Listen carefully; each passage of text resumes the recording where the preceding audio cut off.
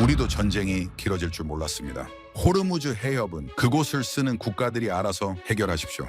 우린 한국을 돕고 있으니 곧 미국의 파병을 지원할 거죠. 중동만으로도 모자라 한국까지 압박을 가하는 백악관. 미국과 이란의 끝을 모르는 전쟁 속에서 한국은 피해와 요구를 온전히 받아들일 수밖에 없었죠. 심지어 이란이 제시한 호르무즈 통행료는 배 한 척당 1회 27억, 두바이 원유가 배럴당 160달러 선을 돌파했고 원화 환율이 1,500원을 넘었습니다. 전 세계 분석가들은 한국이 가장 먼저 무너질 것이라고 예상했죠.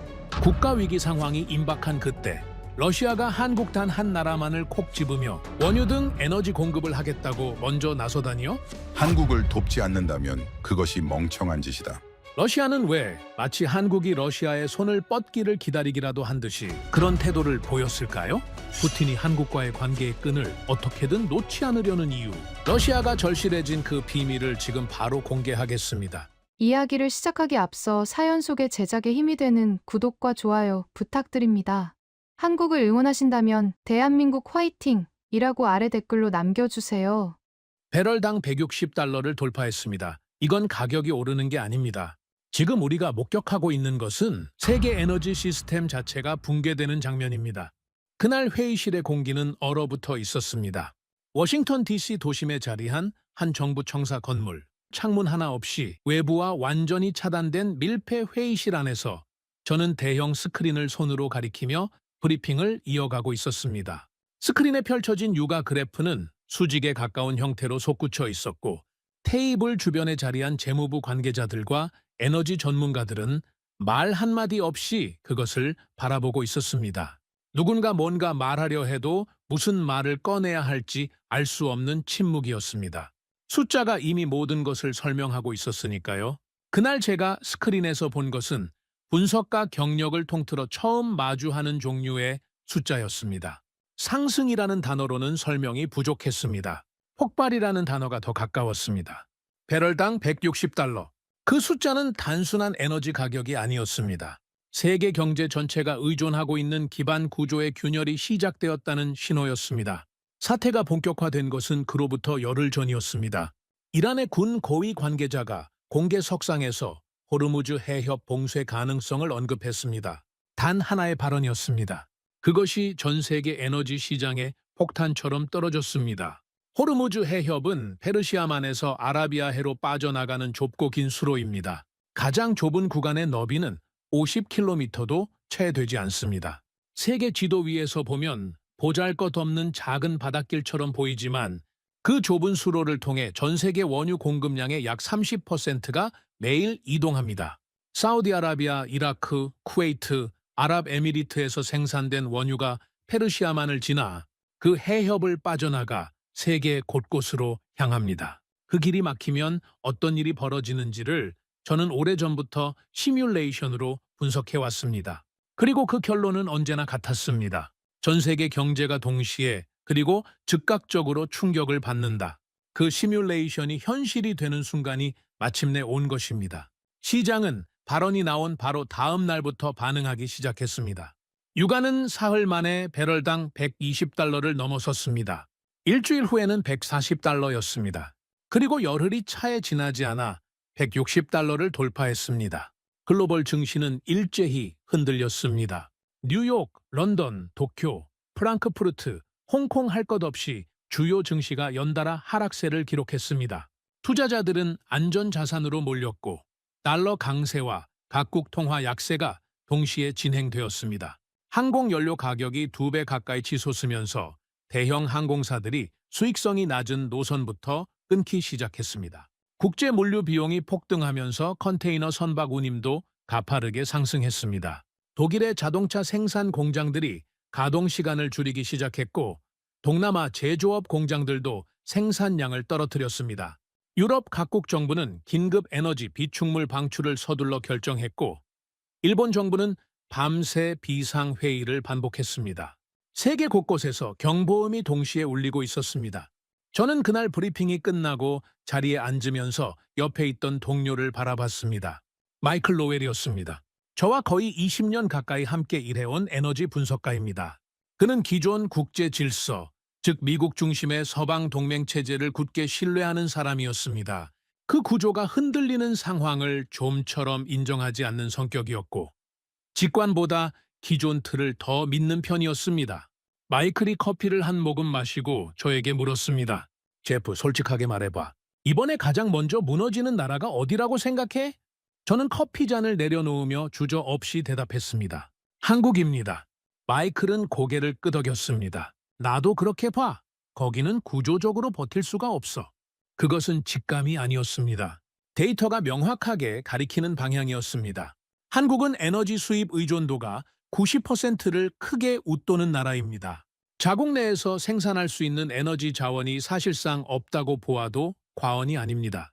석유는 전량에 가깝게, 천연가스도 대부분을 해외에서 사들여야 합니다. 그중 중동 의존도가 압도적으로 높았고 호르무즈 해협을 통과하는 물량이 전체 에너지 수입에서 차지하는 비중은 어마어마했습니다. 문제는 그것만이 아니었습니다. 한국 경제의 핵심을 이루는 반도체, 조선, 철강, 석유화학은 모두 에너지를 대량으로 소비하는 분야입니다. 이들 산업이 흔들리면 한국 수출 구조의 중추 자체가 흔들립니다. 그 충격은 다시 공급망을 통해 연결된 글로벌 생태계 전체로 번집니다. 당시 한국의 상황은 이미 빠르게 악화되고 있었습니다. 원화 환율이 빠른 속도로 오르고 있었고 외국인 자금이 시장에서 빠져나가기 시작했습니다.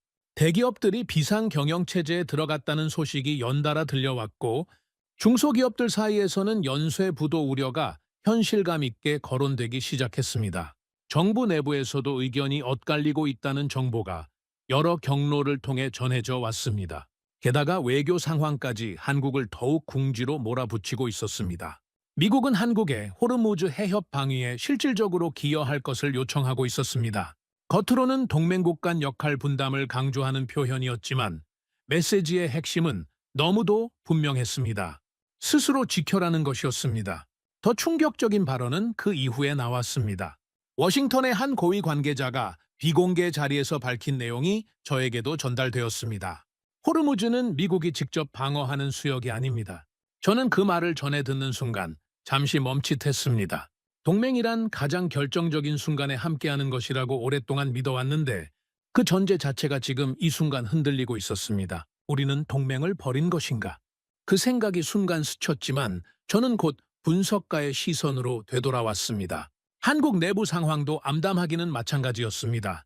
산업부 내부 회의에서 흘러나온 발언이 당시 상황을 잘 보여주었습니다. 미국 요구를 수용하면 안보는 지킬 수 있겠지만 경제가 먼저 무너집니다. 거부하면 경제는 버틸 수 있겠지만 안보가 흔들립니다. 어느 방향을 선택해도 치명적인 대가가 따르는 구조였습니다. 해결책이 없는 딜레마였습니다. 탈출구 자체가 없는 상황이었습니다. 저는 그 데이터들을 종합하면서 판단을 굳혔습니다. 이번 위기에서 가장 먼저 그리고 가장 크게 무너지는 나라는 한국이 될 것이다. 그 확신이 너무나 선명했기 때문에 저는 이후 전개도 이미 그려지고 있다라고 생각했습니다. 그런데 바로 그 저녁 예상치 못한 문서 한 장이 제 책상 위에 올라왔습니다. 러시아의 한 고위 인사가 외신 인터뷰에서 한국을 직접 언급했다는 보고서였습니다. 내용은 두 문장에 불과했습니다. 한국은 언제나 영리한 선택을 해왔다. 러시아는 한국과의 에너지 협력에 언제든 열린 자세를 갖고 있다. 저는 그 두 문장을 천천히 3번 읽었습니다. 전 세계가 패닉에 빠져 있는 이 시점에 서방의 제재 속에서 갈수록 고립되어 가고 있는 러시아가 먼저 한국을 향해 손을 내밀었다는 것이 쉽게 납득되지 않았습니다. 러시아는 전쟁 이후 국제사회에서 고립의 깊이를 더해가고 있는 나라였습니다. 경제 제재는 갈수록 범위가 넓어졌고 러시아 자체의 경제도 심각한 압박을 받고 있는 상황이었습니다. 그런 나라가 이미 충분히 어려운 처지의 한국을 먼저 찾는다는 것은 단순한 친선 표현으로 읽히지 않았습니다. 마이클이 그 보고서를 흘깃 보더니 어깨를 으쓱했습니다. 별거 아니야. 러시아가 어차피 쓰러질 나라 하나 붙잡으려는 거 아닐까? 약해진 나라한테 접근해서 뭔가 챙기려는 계산이겠지. 저는 고개를 끄덕이는 척했습니다. 하지만 마음속에서는 다른 생각이 천천히 자라고 있었습니다. 이해되지 않는 부분이 있었기 때문입니다. 단순히 흔들리는 나라를 이용하려는 목적이라면 굳이 공개 인터뷰를 통해 신호를 보낼 이유가 없었습니다. 그런 계산은 조용하고 은밀하게 움직이는 것이 훨씬 유리합니다. 그런데 러시아는 전 세계가 볼 수 있는 방식으로 한국의 이름을 꺼냈습니다. 이것은 메시지였습니다. 의도적인 신호였습니다. 그 신호가 누구를 향하고 있는지, 무엇을 뜻하는지를 저는 아직 알 수 없었습니다. 한국이 가장 먼저 무너진다는 저의 확신은 그로부터 며칠도 지나지 않아 흔들리기 시작했습니다. 처음에는 아주 작은 의문이었습니다. 데이터가 명확하게 가리키는 방향이 있었고 저는 그 방향을 믿었습니다. 그런데 한국에서 들어오는 정보들이 제가 예상했던 패턴과 조금씩, 그러나 분명하게 달리 흘러가고 있었습니다. 처음에는 그냥 넘기려 했습니다. 어떤 상황에서도 예외적인 사례는 존재하기 마련입니다. 분석가가 모든 예외에 흔들리면 일을 할 수 없습니다. 하지만 이상한 신호들이 하나씩 또 하나씩 더해질수록 그것을 무시하는 것이 오히려 분석가로서 더 잘못된 태도라는 생각이 들었습니다.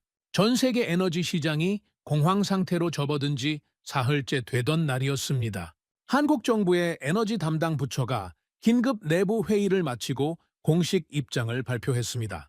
내용은 간결했습니다. 에너지 공급망 다변화 방안을 즉시 검토해 착수한다는 것이었습니다. 그 자체는 특별한 뉴스가 아니었습니다. 위기가 터지면 모든 나라의 정부가 비슷한 표현을 내놓습니다. 그런데 제가 주목한 것은 내용이 아니라 속도였습니다. 다른 나라들이 아직 내부 논의를 시작하는 단계에 있을 때 한국은 이미 복수의 대안 공급처를 동시에 검토한다는 구체적인 방향을 발표하고 있었습니다. 내부 논의를 마치고 실행 방향을 내놓기까지 걸린 시간이 다른 나라의 행정 시스템과 비교하면 놀라울 정도로 짧았습니다. 저는 그 발표 내용을 보면서 처음으로 고개를 갸웃했습니다. 이건 대응 속도가 비정상적으로 빠르다. 그 생각이 한번 들어오자 머릿속에서 쉽게 지워지지 않았습니다. 저는 그 무렵부터 한국 내부 상황과 관련된 정보를 더 적극적으로 수집하기 시작했습니다. 다양한 경로를 통해 들어오는 내용들을 맞춰 놓으니 하나의 그림이 천천히 그려지기 시작했습니다. 한국산업부는 이번 위기가 터지기 전부터 중동, 에너지 리스크를 가정한 시나리오 계획을 이미 준비해두고 있었다는 것이었습니다. 단순한 가이드라인 수준이 아니었습니다. 구체적인 대안 공급처 목록, 국내 에너지 비축 물량 운용 방식, 산업별 우선순위 조정 계획까지 포함된 사실상 즉시 실행 가능한 수준의 계획이 이미 마련되어 있었습니다. 러시아 원유 도입 검토도 그 계획 속에 이미 하나의 선택지로 담겨 있었습니다.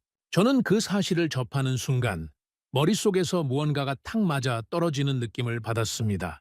공식적인 접촉 통로를 통해 저는 한국 산업부의 한 관료와 직접 대면할 기회를 얻게 되었습니다. 이정훈이라는 이름의 차관급 인사였습니다. 그가 안내된 회의실은 조용하고 단정했습니다.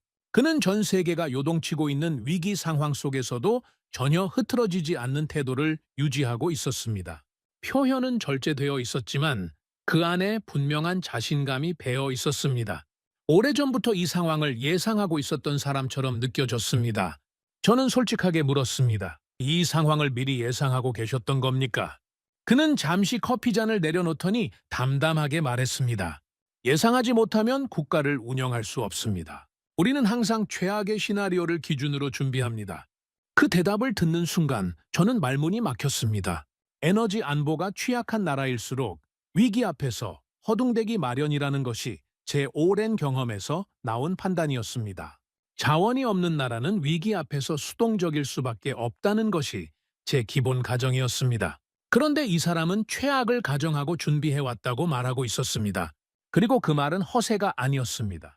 실제로 움직이고 있는 한국의 대응 속도가 그것을 고스란히 증명하고 있었습니다. 이정훈 차관의 말이 한동안 머릿속에서 떠나지 않았습니다.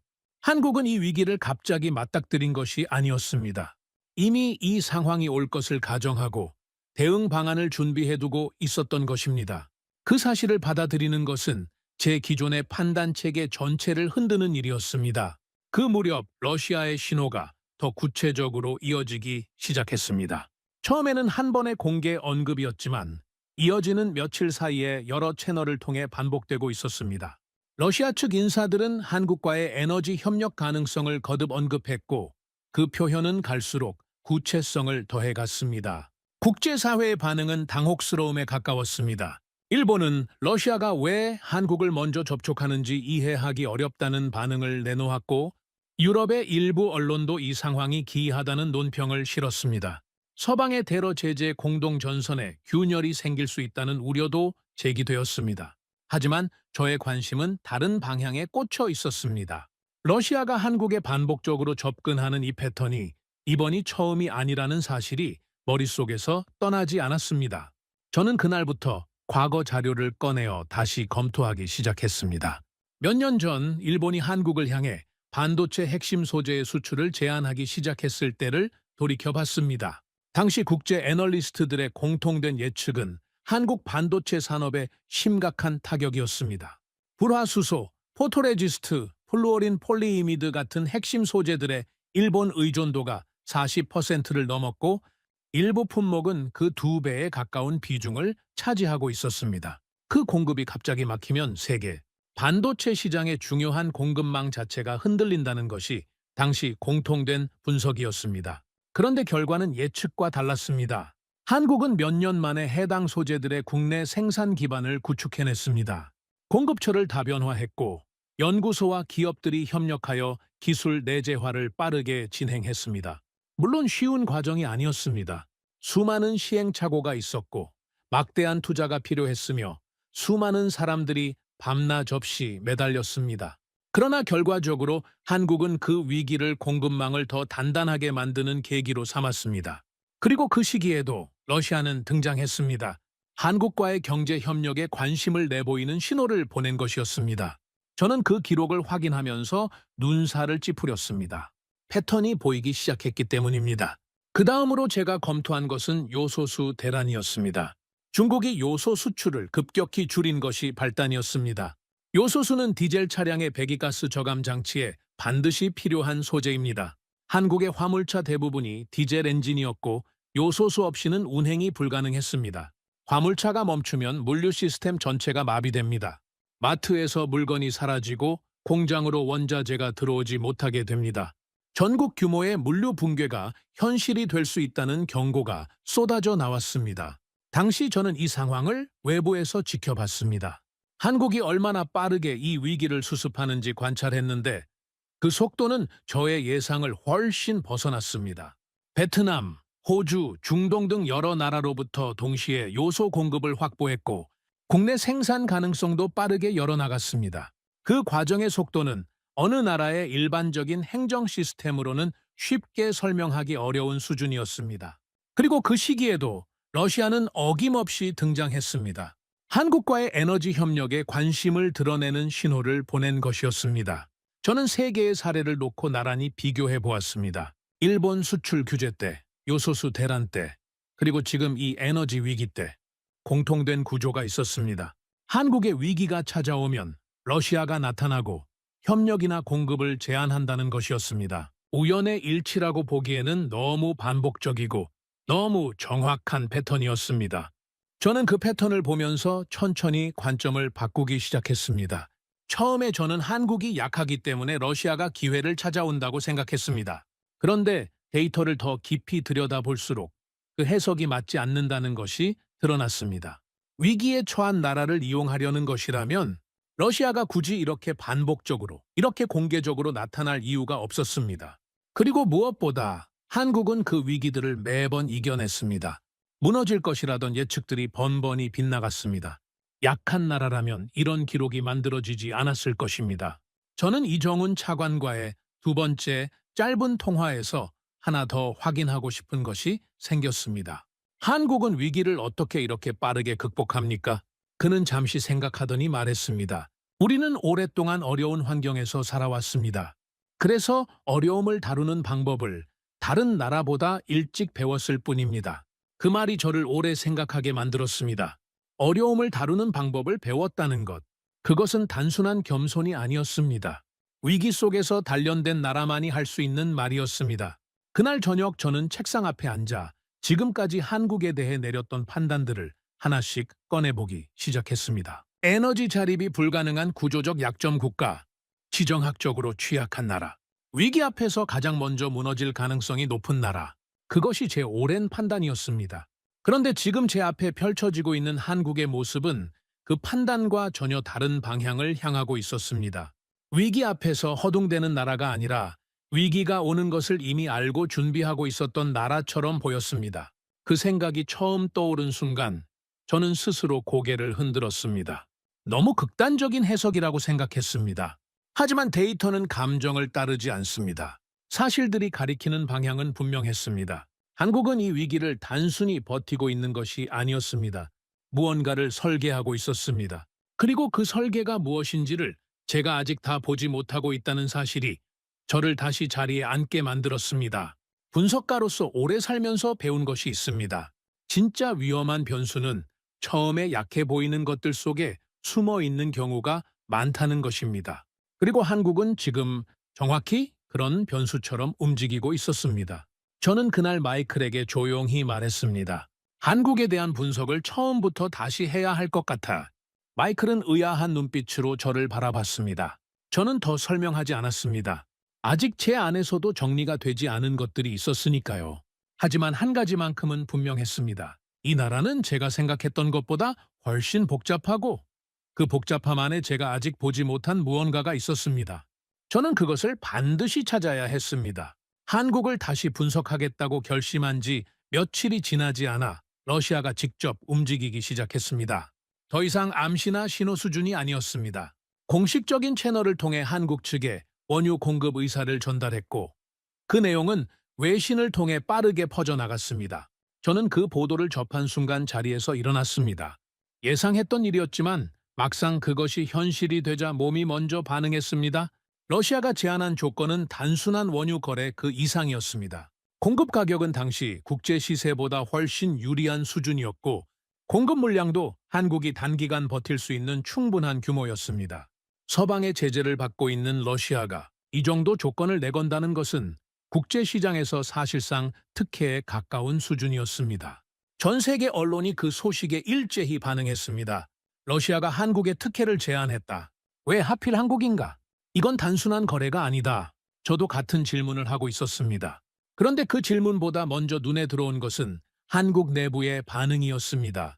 한국 산업부에서 흘러나오는 정보를 종합해보면 내부 분위기는 겉으로 보이는 것보다 훨씬 더 복잡하게 갈라지고 있었습니다.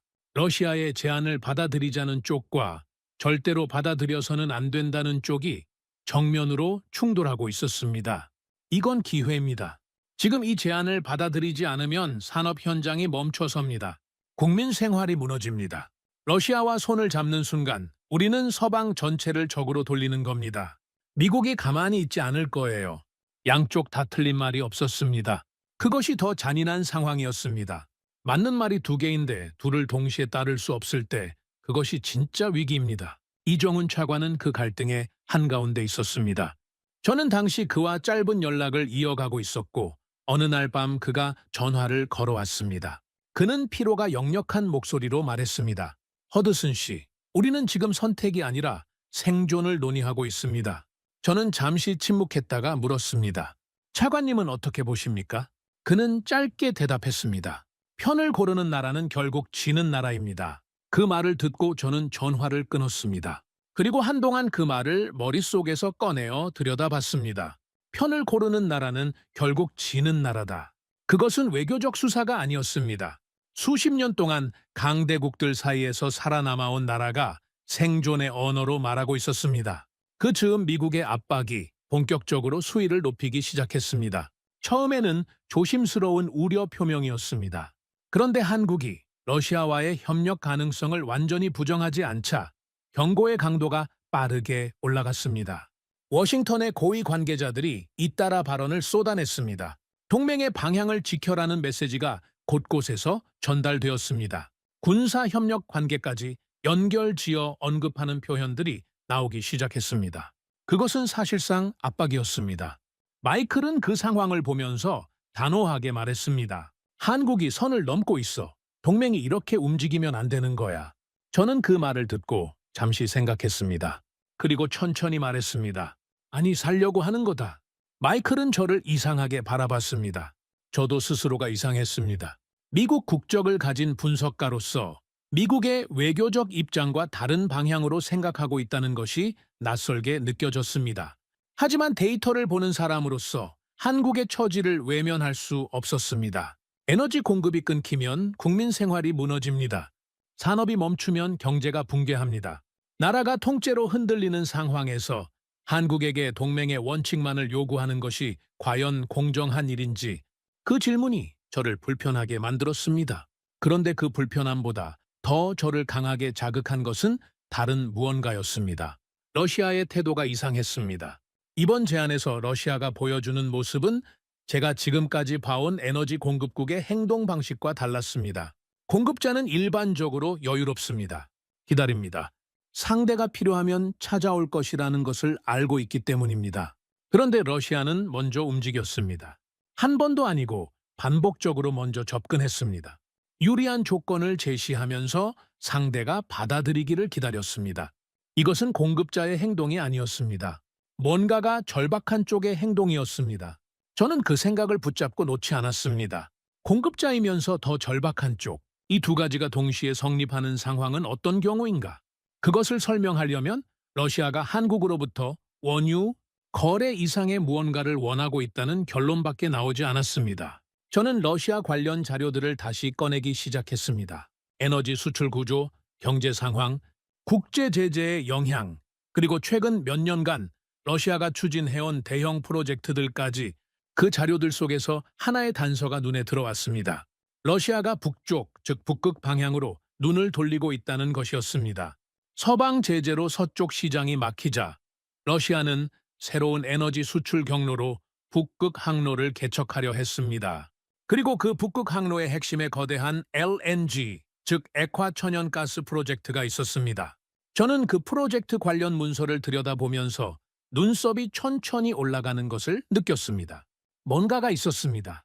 그 무언가가 이 모든 이상한 패턴들의 중심에 있을지도 모른다는 생각이 들었습니다.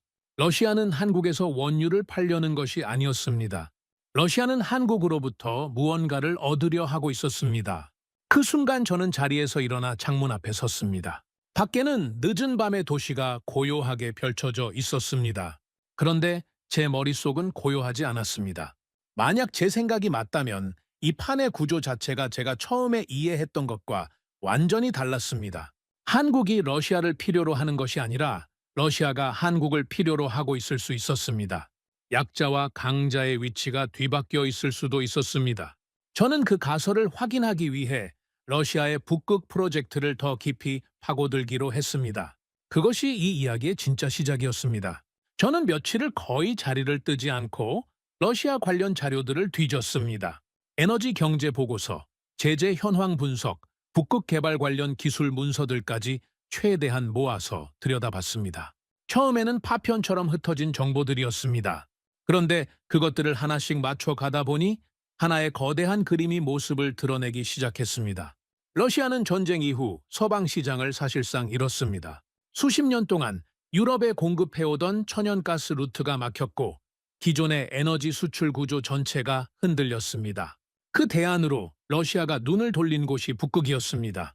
북극 항로는 유럽과 아시아를 잇는 기존 항로보다 훨씬 짧습니다. 수에즈 운하를 통과하는 전통적인 항로와 비교하면 거리가 약 40% 가까이 줄어듭니다.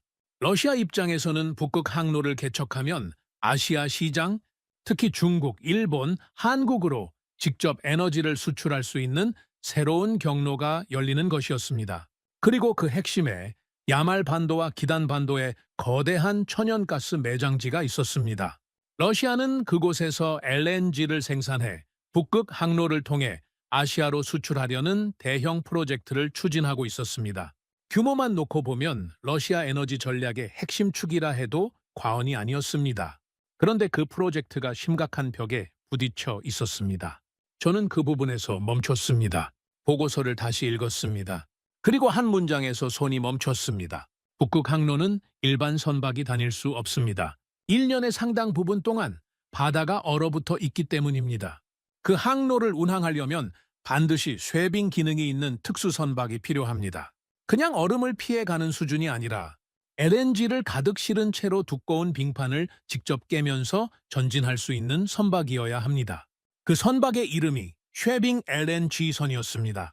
저는 그 단어를 보면서 뭔가가 천천히 머릿속에서 맞춰지는 느낌을 받았습니다. 쉐빙 LNG선. 이것은 단순한 화물선이 아닙니다. 세계에서 가장 까다로운 기술 요건을 갖춰야 하는 특수 선박입니다. 영하 수십 도의 극한 환경에서도 작동해야 하고 수십 센티미터에서 수미터에 이르는 두꺼운 얼음층을 깨면서 전진해야 합니다. 동시에 수만 세제곱미터의 LNG를 안전하게 보관하고 운반해야 합니다. 기술적 난이도만 따지면 현재 인류가 만들어온 선박 가운데 가장 복잡한 구조물 중 하나입니다.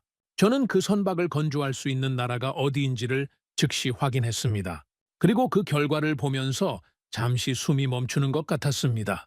실질적으로 이 선박을 설계하고 건조할 수 있는 기술력을 보유한 나라는 사실상 한국뿐이었습니다. 이론적으로는 다른 나라들도 시도할 수 있겠지만 현실에서 그 기술력과 생산 능력을 동시에 갖춘 나라는 한국이 유일한 수준이었습니다. 저는 자리에서 일어나 회의실 안을 천천히 걸었습니다. 생각을 정리해야 했습니다. 러시아는 북극 LNG 프로젝트를 완성하려 합니다. 그런데 그 프로젝트의 핵심 수단인 쉐빙 LNG선을 만들 수 있는 나라가 사실상 한국뿐입니다. 서방 제재로 인해 유럽 조선소들과의 협력이 막혔고 자체 기술로는 그 수준에 도달하기 어렵습니다. 결국 러시아가 북극 프로젝트를 완성하려면 반드시 한국의 조선 기술이 필요합니다. 저는 그 결론을 도출하는 순간 지금까지 이해하지 못했던 모든 것들이 한꺼번에 설명되기 시작했습니다. 러시아가 공개적으로, 반복적으로 한국에 접근한 이유, 시장 가격보다 유리한 조건으로 원유를 공급하겠다고 나선 이유, 한국이 위기에 처할 때마다 어김없이 등장한 이유, 그 모든 것이 하나의 방향을 가리키고 있었습니다. 러시아에게 한국은 도움을 줄 수 있는 대상이 아니었습니다. 러시아가 반드시 필요로 하는 파트너였습니다. 저는 조선 관련 기술 자료를 더 파고들었습니다. 그리고 그 안에서 또 하나의 놀라운 사실을 발견했습니다. 러시아가 자국 기술로 건조했다고 주장하는 LNG 선들의 내부 구조를 분석한 보고서가 있었습니다. 그 선박들의 선체 구조와 화물창 기술 설계 방식을 들여다보니 한국 조선업이 독자적으로 개발해온 기술의 흔적들이 곳곳에서 발견되었습니다. 한국이 개발하고 세계 시장에서 검증받은 기술들이 그 선박들 안에 녹아들어 있었습니다. 러시아가 만든 것이 아니었습니다. 한국 기술이 그 배를 만들었습니다. 저는 그 문서를 내려놓으면서 오랫동안 천장을 바라봤습니다. 러시아는 강대국입니다. 광대한 영토와 막대한 자원을 보유하고 있습니다. 군사적으로도 정치적으로도 세계 무대에서 결코 무시할 수 없는 존재입니다. 그런데 그 러시아가 지금 이 순간 한국 없이는 자신의 미래 에너지 전략을 완성할 수 없는 처지에 있었습니다. 강대국이 특정 나라의 기술에 의존하지 않으면 자신의 전략을 실행할 수 없다는 것은 단순한 무역 의존이 아닙니다. 그것은 구조적인 취약성입니다. 그리고 그 구조적 취약성의 반대편에 한국이 있었습니다. 러시아의 상황을 더 들여다보면서 또 하나의 요인이 눈에 들어왔습니다. 전쟁 이후 러시아는 중국 자본과 중국 시장에 대한 의존도가 급격히 높아졌습니다.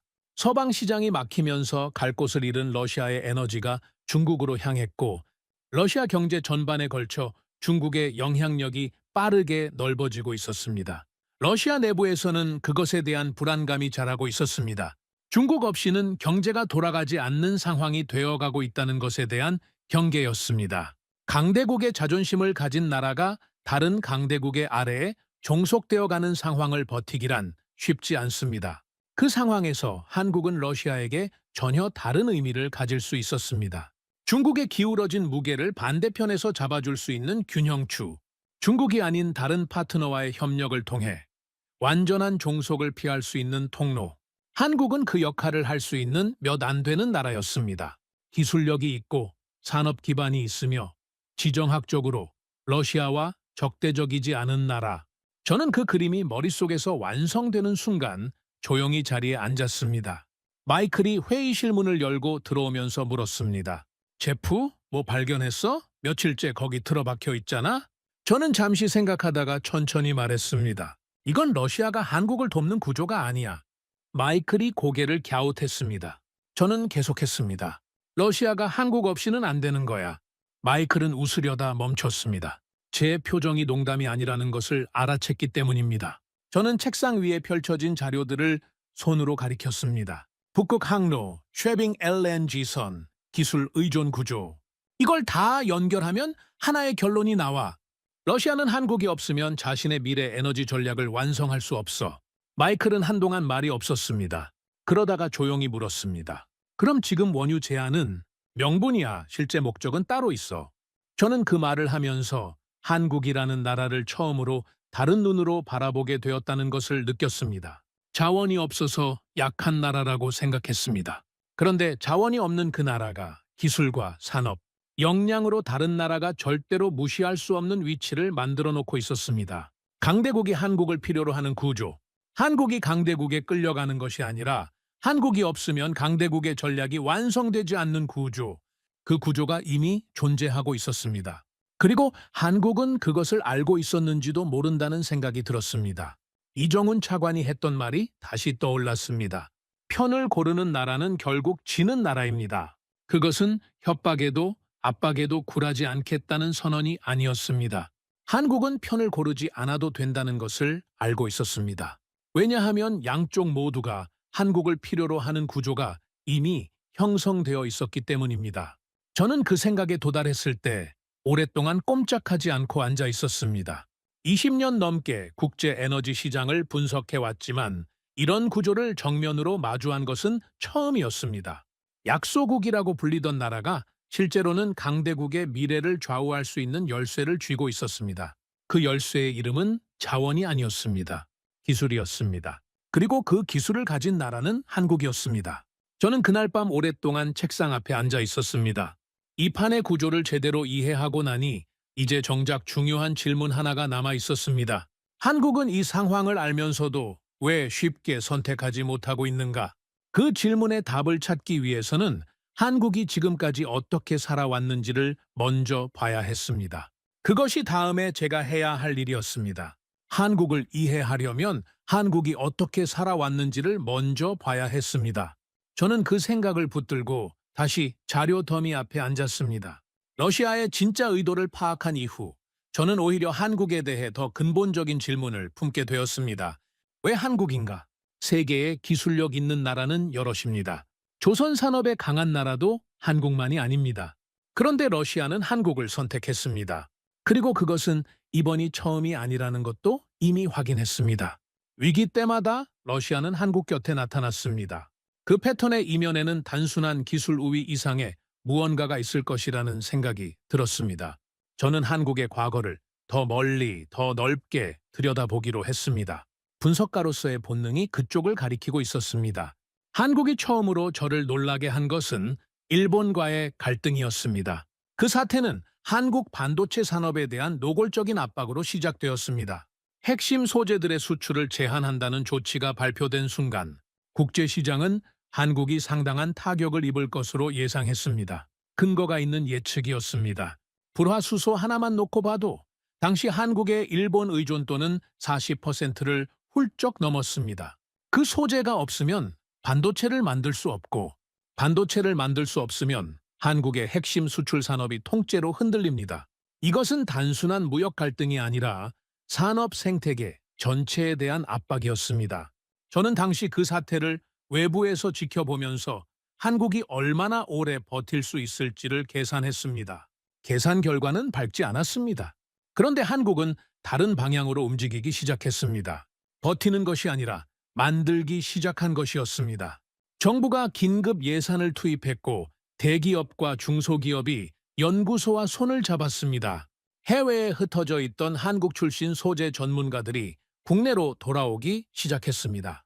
밤낮을 가리지 않는 연구가 이어졌고 수많은 시도와 실패를 거쳐 하나씩 대안을 만들어갔습니다. 몇 년이 지난 뒤 그 소재들의 일본 의존도는 눈에 띄게 낮아져 있었습니다. 일부 품목은 아예 국산화를 완성했습니다. 위기가 약점을 강점으로 바꾸는 계기가 된 것이었습니다.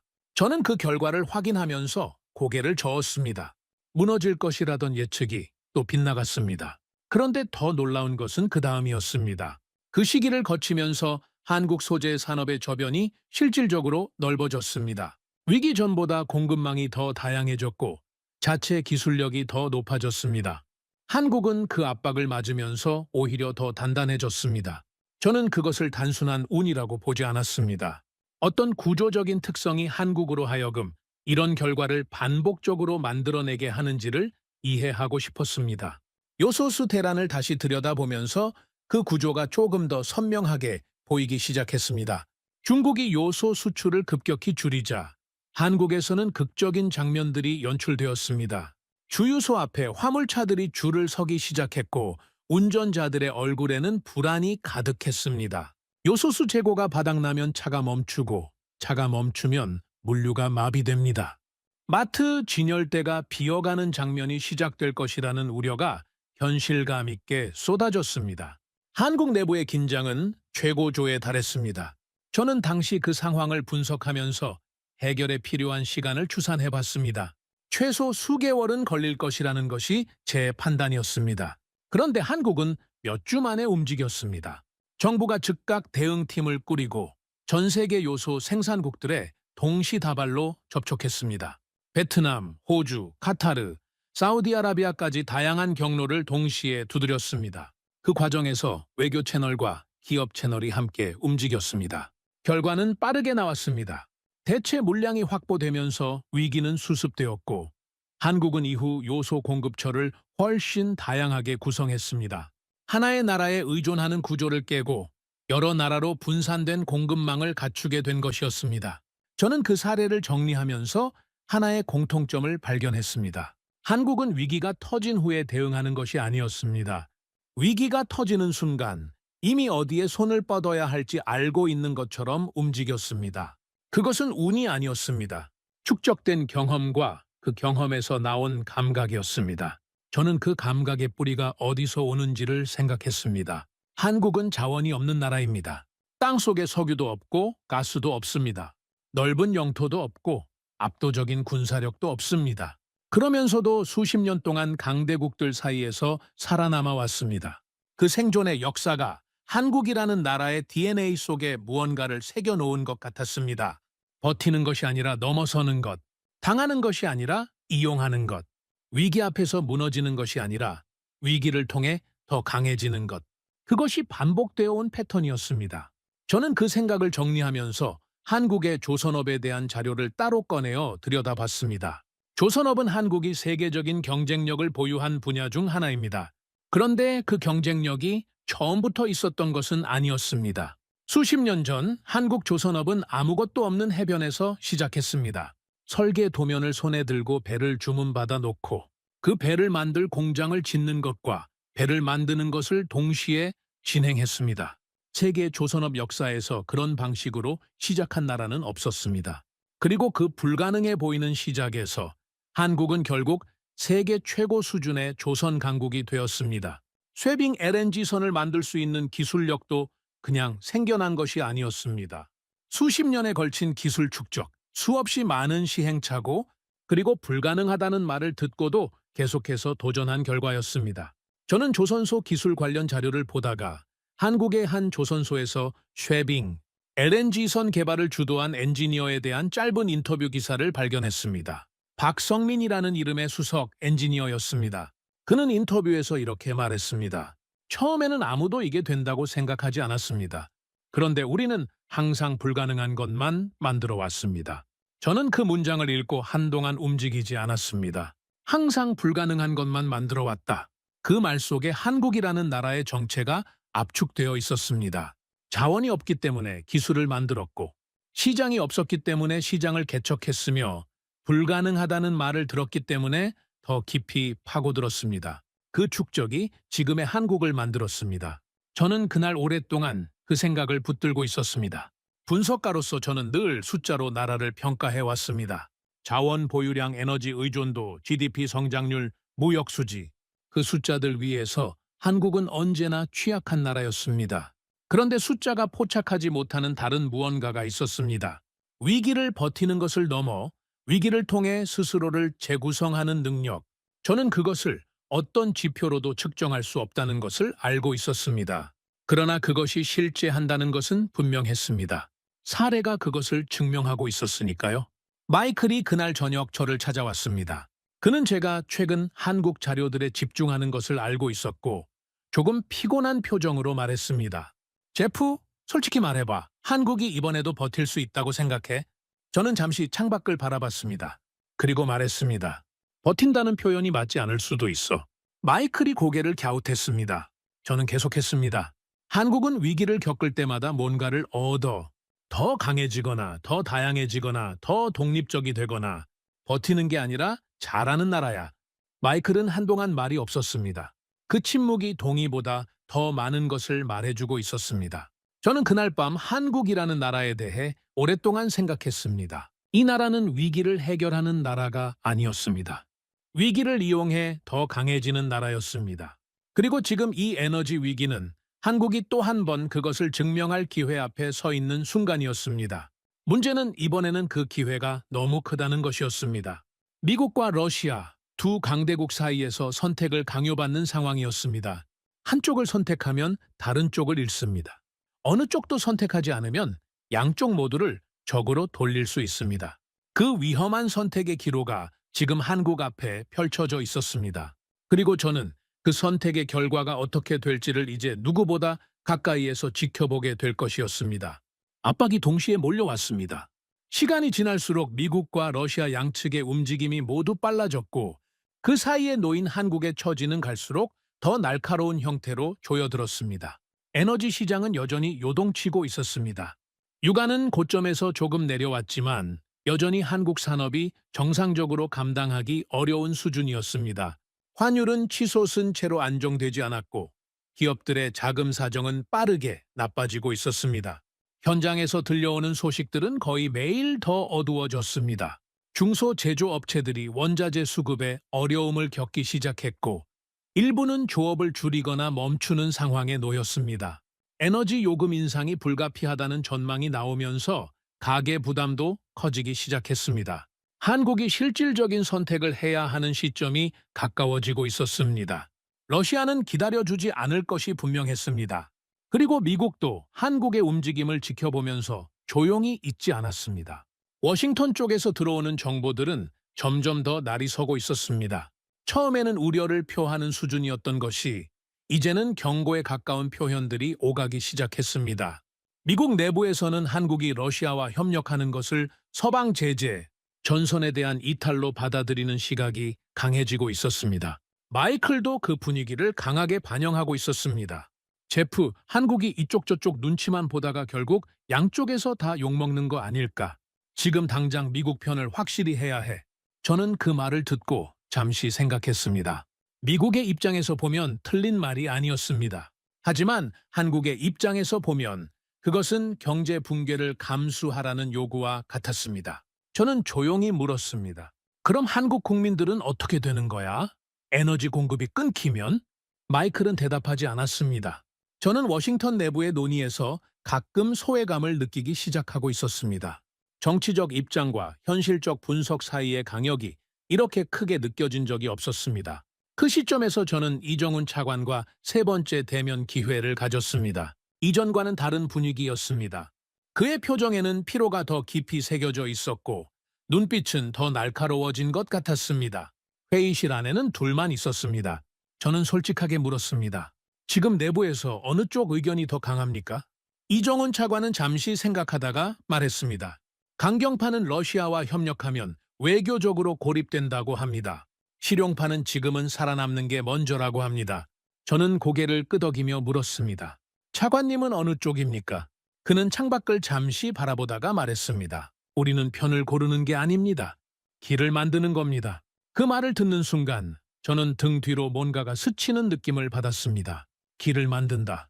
선택지 중 하나를 고르는 것이 아니라 아직 존재하지 않는 새로운 길을 직접 만들겠다는 뜻이었습니다. 그것이 가능한 일인지 저는 그 자리에서 즉각 판단하기 어려웠습니다. 하지만 그 말이 공허한 수사가 아니라는 것은 알 수 있었습니다. 이 사람은 이미 그 길이 어떤 모습인지를 머릿속에 그리고 있었습니다. 며칠 후 한국이 구체적인 방향을 잡기 시작했다는 정보들이 들어오기 시작했습니다. 한국이 선택한 방향은 예상 밖이었습니다. 러시아를 선택하지도 미국의 요구를 전면 수용하지도 않았습니다. 두 가지를 동시에 유지하겠다는 것이었습니다. 러시아와는 에너지 협력의 가능성을 열어두되 그것을 공개적으로 선언하지 않았습니다. 미국과는 안보 협력 관계를 계속 유지하면서 에너지 문제는 별개의 사안으로 분리했습니다. 겉으로는 어느 쪽도 자극하지 않는 방식이었습니다. 하지만 실질적으로는 양쪽과의 관계를 동시에 유지하면서 공간을 확보하는 전략이었습니다. 저는 그 내용을 정리하면서 잠시 멈췄습니다. 둘 다 유지한다고? 혼잣말처럼 중얼거렸습니다. 마이클이 옆에 있었고 그 말을 들었습니다. 그건 줄타기야. 결국 양쪽 다 잃는 거라고. 저는 고개를 흔들었습니다. 줄타기가 아니야. 줄을 새로 만드는 거야. 마이클이 피식 웃었습니다. 그런데 그 웃음에는 확신이 없었습니다. 저도 확신이 없기는 마찬가지였습니다. 이 전략이 실제로 작동할 수 있는지는 아직 아무도 몰랐습니다. 국제사회는 빠르게 반응했습니다. 한국의 모호한 태도를 비판하는 목소리가 여기저기서 나왔습니다.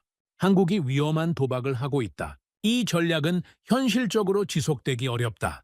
결국 한쪽을 선택하게 될 것이다. 글로벌 금융기관들은 한국의 전략이 실패할 것이라는 전망을 내놓기 시작했습니다. 환율은 다시 불안해졌고 투자 심리는 위축되었습니다. 시장은 명확한 선택을 원했습니다. 모호함은 불안을 낳고 불안은 시장을 흔듭니다. 저도 그것을 알고 있었습니다. 그런데 동시에 다른 생각도 하고 있었습니다. 한국이 지금까지 반복해온 패턴을 다시 떠올렸습니다. 예측이 빗나갔습니다. 일본 소재 규제 때도, 요소수 대란 때도 세상 모두가 한국이 버티기 어렵다고 했지만 한국은 매번 다른 방향을 열었습니다. 이번에도 같을 것이라는 보장은 없었습니다. 하지만 이번에도 다를 것이라는 보장도 없었습니다. 저는 그 불확실성 속에서 오랫동안 기다리기로 했습니다. 한국이 과연 이 불가능에 가까운 전략을 현실로 만들 수 있는지 시간이 답을 줄 것이었습니다. 그리고 솔직히 말하면 저는 그 답이 어떻게 나올지가 궁금해지고 있었습니다. 단순히 분석가로서의 관심이 아니었습니다. 이 나라가 어디까지 갈 수 있는지를 저는 직접 보고 싶었습니다. 한국은 지금 시험대에 올라 있었습니다. 세계가 보는 앞에서 두 강대국을 동시에 상대하면서 자신만의 길을 만들려 하고 있었습니다. 그 길의 끝에 무엇이 있는지는 아직 아무도 몰랐습니다. 하지만 한국이 그 길 위에서 어떻게 걷는지를 저는 이제 한순간도 놓치고 싶지 않았습니다. 그것이 분석가로서 제가 처음으로 분석 대상에게 진심으로 관심을 갖게 된 순간이었습니다. 세계는 한국이 실패할 것이라고 확신하고 있었습니다. 전략적 모호성이라는 표현이 국제 언론에 오르내리기 시작했는데 그 표현 속에는 비아냥이 담겨 있었습니다. 명확한 선택을 못하는 나라, 강대국들 사이에서 눈치만 보는 나라라는 시선이었습니다. 글로벌 금융기관들의 보고서는 거의 한 목소리로 같은 방향을 가리키고 있었습니다. 한국의 이중 전략은 지속 불가능하다. 결국 어느 한쪽에서 등을 돌리게 될 것이고 그 순간 한국은 더 큰 대가를 치르게 된다. 환율은 다시 들썩이기 시작했고 주식시장도 불안한 흐름을 보였습니다. 투자자들은 명확한 방향을 원했습니다. 그리고 한국은 그 방향을 주지 않았습니다. 저도 그 시점에서는 솔직히 확신하지 못했습니다. 분석가로서 한국의 방향이 옳다고 판단하면서도 시장이 이렇게 강하게 비관적으로 반응하는 상황에서 그 판단을 끝까지 붙들고 있는 것은 쉽지 않았습니다. 마이클은 매일 조금씩 더 비판적으로 변해갔습니다. 제프, 이건 진짜 위험해. 한국이 지금 스스로 구렁텅이로 들어가고 있는 거야.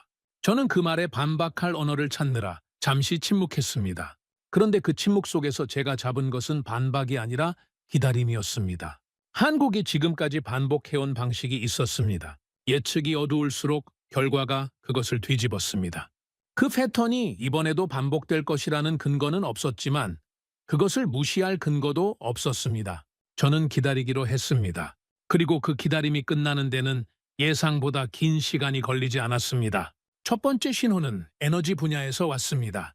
한국이 러시아와의 협의를 통해 일부 물량의 원유를 도입하는 데 성공했다는 소식이었습니다. 공식 발표가 아닌 실질적인 움직임이었습니다. 조용하게 그러나 분명하게 진행된 일이었습니다. 그 물량이 한국의 모든 에너지 문제를 해결할 수준은 아니었습니다. 하지만 그것이 중요한 것이 아니었습니다. 시장이 가장 두려워하는 것은 공급 중단 그 자체가 아니라 해결의 실마리가 전혀 보이지 않는 상태입니다. 실마리가 생기면 공황은 가라앉기 시작합니다. 그 원유 도입 소식이 전해지자 시장은 조금씩 안정되기 시작했습니다. 환율이 진정세로 돌아섰습니다. 산업 현장에서 조업을 줄이거나 멈췄던 업체들이 다시 돌아오기 시작했습니다. 한국 정부가 동시에 국내 에너지 비축물 방출과 수요 조절 정책을 병행하면서 상황은 빠르게 안정 국면으로 접어들었습니다. 저는 그 흐름을 보면서 뭔가가 가슴 속에서 잔잔하게 움직이는 것을 느꼈습니다. 버텨냈다. 그 두 글자가 머릿속에서 조용히 떠올랐습니다. 그런데 더 놀라운 것은 그 다음이었습니다. 미국의 태도가 바뀌기 시작했습니다. 공개적인 비판이 잠잠해지더니 서서히 관망하는 분위기로 전환되었습니다. 그 변화가 왜 일어났는지를 저는 워싱턴 내부 분위기를 통해 파악하고 있었습니다. 미국도 계산을 하고 있었습니다. 한국이 러시아와 완전히 손을 잡은 것이 아니라 에너지 생존을 위한 최소한의 협력을 유지하면서도 안보 동맹은 그대로 붙들고 있다는 것을 파악했습니다. 그리고 더 중요한 것은 한국이 미국 쪽에서 등을 돌리지 않고 있다는 사실이었습니다. 만약 한국을 더 강하게 압박했다가 관계가 완전히 틀어지면 미국이 잃는 것이 러시아보다 훨씬 많았습니다. 반도체 공급망, 방산협력, 인도태평양 전략에서 한국이 차지하는 위치가 너무 컸습니다. 한국은 미국에게도 포기할 수 없는 파트너였습니다. 마이클이 어느 날 저녁 저를 찾아와 말했습니다. 제프, 생각보다 한국이 잘 버티고 있는 것 같아. 저는 커피잔을 들면서 천천히 말했습니다. 버티는 게 아니야, 마이클. 설계한 거야. 마이클이 저를 바라봤습니다. 처음부터 이렇게 될 것을 알고 있었다는 거야? 저는 잠시 생각했습니다. 다 알고 있었는지는 모르겠어. 하지만 이 방향으로 가면 어떻게 되는지를 그들은 우리보다 훨씬 정확하게 보고 있었어. 마이클은 대답하지 않았습니다. 그리고 저도 더 말하지 않았습니다. 그 침묵 속에서 무언가가 정리되고 있었습니다. 러시아 쪽에서도 변화가 나타났습니다. 한국이 러시아의 제안을 전면 거부하지 않고 협력의 공간을 열어두자 러시아는 더 적극적인 자세로 관계 확장을 원한다는 신호를 보내기 시작했습니다. 북극 LNG 프로젝트와 관련한 기술 협력 논의가 수면 위로 올라오기 시작했습니다. 쇠빙 LNG선 건조에 대한 구체적인 이야기가 시작되려 하고 있었습니다. 저는 그 흐름을 보면서 제가 며칠 전에 도달했던 결론을 다시 떠올렸습니다. 러시아에게 한국은 필수적인 파트너였습니다. 그리고 미국에게도 한국은 포기할 수 없는 동맹이었습니다. 양쪽 모두가 한국을 필요로 하는 구조, 그 구조가 현실이 되고 있었습니다. 저는 그 순간 처음으로 이 게임의 진짜 중심이 어디에 있는지를 명확하게 봤습니다. 한국은 선택을 강요받는 나라가 아니었습니다. 선택을 받는 나라였습니다. 그 차이는 작아 보이지만 실제로는 모든 것을 바꾸는 차이였습니다. 선택을 강요받는 나라는 약자입니다. 선택을 받는 나라는 강자입니다. 그리고 한국은 자원 하나 없이 오로지 기술과 전략으로 그 위치를 만들어냈습니다. 저는 그 깨달음을 붙들면서 오랫동안 창밖을 바라봤습니다. 분석가로서 20년이 넘는 세월을 살면서 이런 순간이 있었던가를 떠올려 봤습니다. 어떤 나라를 분석하다가 그 나라가 제 분석의 틀을 완전히 뒤집어 놓은 경험, 한국이 처음이었습니다. 그리고 그것이 저를 가장 강하게 흔들었습니다. 마이클이 며칠 후 다시 저를 찾아왔습니다. 그의 표정은 이전과 달랐습니다. 무언가를 인정하려는 사람의 표정이었습니다. 제프, 한국 곧 무너질 거라고 했던 거 기억해? 저는 고개를 끄덕였습니다. 나도 그렇게 생각했었지. 그 말을 하는 순간 저는 그 문장이 과거형이라는 것을 알았습니다. 이제 저는 그렇게 생각하지 않았습니다. 한국은 무너지지 않았습니다. 한국은 판을 뒤집었습니다. 그 이후 세계가 한국을 바라보는 눈이 달라지기 시작했습니다. 처음에는 조심스러운 재평가였습니다. 일부 언론이 한국의 에너지 위기 대응 방식을 전략적이라고 표현하기 시작했습니다. 금융기관들의 보고서에서 한국의 외교적 유연성을 긍정적으로 평가하는 내용이 등장했습니다. 그것은 몇 주 전까지만 해도 상상하기 어려웠던 변화였습니다.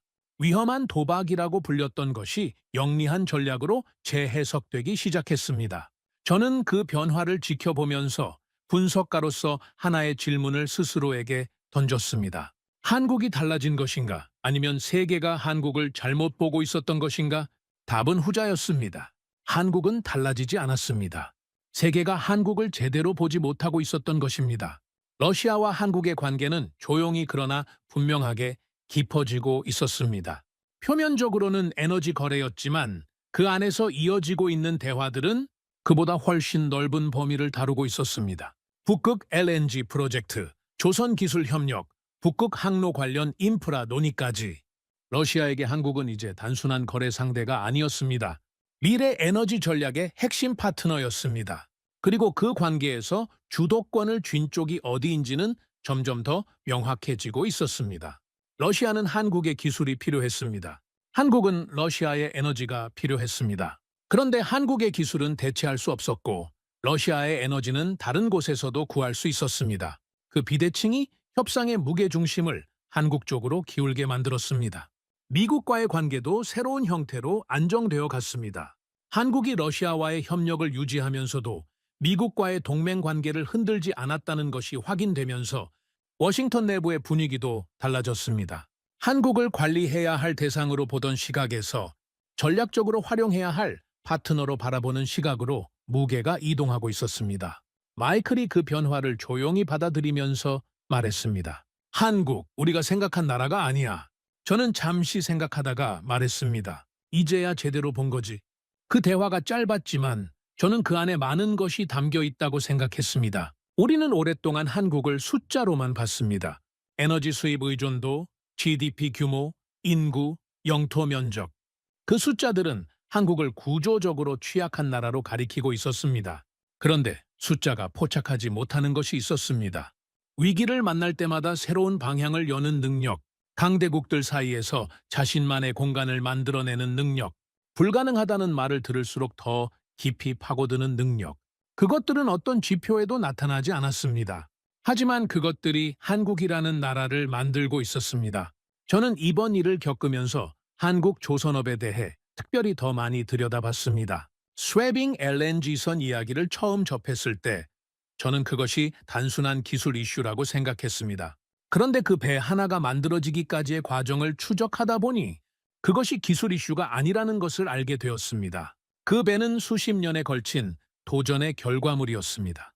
아무것도 없던 해변에서 배를 만들기 시작한 나라가 세계에서 가장 어려운 환경에서 운항하는 가장 복잡한 선박을 만들 수 있는 나라가 되기까지 그 과정에는 수없이 많은 실패와 수없이 많은 사람들의 밤낮이 녹아 있었습니다. 박성민 엔지니어가 인터뷰에서 했던 말이 다시 떠올랐습니다. 우리는 항상 불가능한 것만 만들어 왔습니다. 그 말이 이제는 다르게 들렸습니다. 자랑이 아니라 사실이었습니다. 한국은 정말로 항상 불가능한 것을 만들어 왔습니다. 그리고 그 불가능들이 쌓여서 지금의 한국을 만들었습니다. 저는 이번 일이 마무리되어 가는 시점에 이정훈 차관과 마지막으로 짧은 대화를 나눴습니다.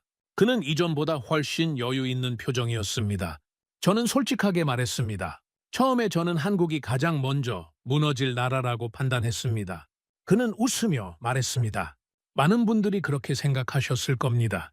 저는 계속했습니다. 그 판단이 틀렸습니다. 그는 고개를 가볍게 저었습니다. 틀린 게 아닙니다. 숫자로 보면 맞는 판단이었습니다. 다만 숫자에 없는 것들이 있었을 뿐입니다. 그 대답이 저를 오래 생각하게 만들었습니다. 숫자에 없는 것들. 그것이 바로 한국이었습니다. 어떤 지표로도 포착되지 않지만 위기의 순간마다 선명하게 드러나는 것. 그것이 한국이라는 나라의 본질이었습니다. 저는 그 대화를 끝내고 워싱턴으로 돌아오는 비행기 안에서 오랫동안 창밖을 바라봤습니다. 구름 아래 펼쳐지는 태평양이 끝없이 이어졌습니다. 저는 이 여정을 통해 하나의 확신을 얻었습니다. 한국은 강한 나라가 아닙니다. 강해지는 방법을 아는 나라입니다. 그 차이가 모든 것을 설명합니다. 강한 나라는 힘이 있을 때 강합니다. 하지만 강해지는 방법을 아는 나라는 위기 앞에서 더 강해집니다. 그리고 그 능력은 자원에서 오지 않습니다. 경험에서 옵니다. 오랫동안 어려운 환경에서 살아오면서 축적된 눈에 보이지 않는 감각에서 옵니다. 한국은 그 감각을 가진 나라입니다. 저는 분석가로서 평생 숫자를 믿어왔습니다. 그런데 이번만큼은 숫자가 틀렸습니다. 더 정확하게 말하면 숫자만으로는 한국을 설명할 수 없었습니다. 세계 에너지 시장이 그 어느 때보다 복잡하게 재편되고 있는 지금, 한국의 위치는 조용히, 그러나 분명하게 달라지고 있었습니다. 에너지 분야에서, 방산에서, 기술에서, 외교에서 한 가지씩 영향력이 커지고 있었습니다. 그리고 그 영향력은 누군가가 만들어준 것이 아니었습니다. 한국 스스로가 위기 속에서 만들어 온 것이었습니다. 저는 그 나라의 앞날이 궁금합니다. 아직 끝나지 않았기 때문입니다. 오히려 지금부터가 시작일지도 모릅니다. 여러분은 이 이야기를 들으시면서 어떤 마음이 드셨나요? 강대국들이 서로 힘을 겨루는 거대한 판 위에서 자원 하나 없이 기술과 전략만으로 자신만의 길을 만들어가는 한국. 우리가 살아가는 이 나라가 그런 나라입니다. 구독과 좋아요로 응원해 주시면 더욱 재미있는 이야기로 찾아뵙겠습니다. 해외 감동 사연을 소개해드리는 스페셜 코리아였습니다. 감사합니다.